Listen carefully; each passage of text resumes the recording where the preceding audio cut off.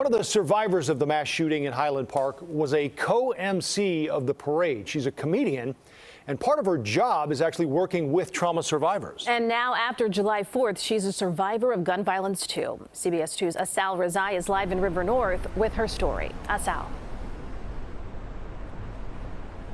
Yeah, Erica, Joe, this woman uses comedy and improv to heal victims of trauma. She's now having to use those resources she once gave others to help her own healing journey. Jessica Auntie teaches improv at Second City, but she also works with Humor for Hope, using her comedic skills to help trauma survivors, seniors, and people dealing with death and disease. Creating a sense of community, right? Creating safe spaces for people to find ways to laugh, find ways to feel safe around others, take risks, be vulnerable again.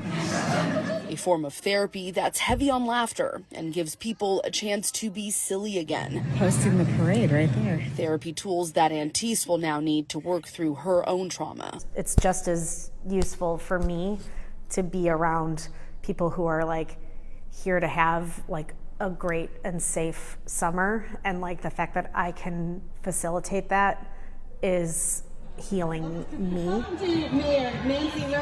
Auntie was front and center, hosting Highland Park's 4th of July parade the same way she has for the past few years. A joyous day, quickly turning into a living nightmare as shots rang out and people ran for their lives. It was like banging on doors and just like trying to hide behind pillars. I mean, just everybody's screaming. You hear people screaming for their kids. It was absolute terror. And I ran to my car, and there's like 3 little kids and like 3 adults and like a tiny puppy like hiding behind my car. And I was like, okay, is anybody hurt? And they're all like, no, we're safe. That family piled into her car, and she drove them and several others to their homes. Yeah. Auntie says the chaos of that day and the horrific things she saw have caused debilitating anxiety. It's why her friends and community put together this GoFundMe page to help her through the healing process, whatever that may look like for her. Auntie can't believe the support, as the page has raised over $12,000. There's so many people that are experiencing worse, and you know, my friends, they put it in a way of like, trauma, it's not a competition.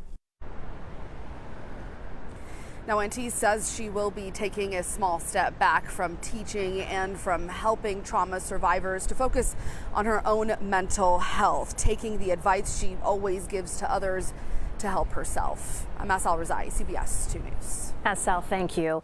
And it will be a night of hope and healing in Highland Park, a candlelight vigil to honor the memory of the victims and support the survivors. We will stream it live starting at 6:30 on our digital streaming network, CBS News Chicago. Find it on our website, cbschicago.com, and on our CBS Chicago app.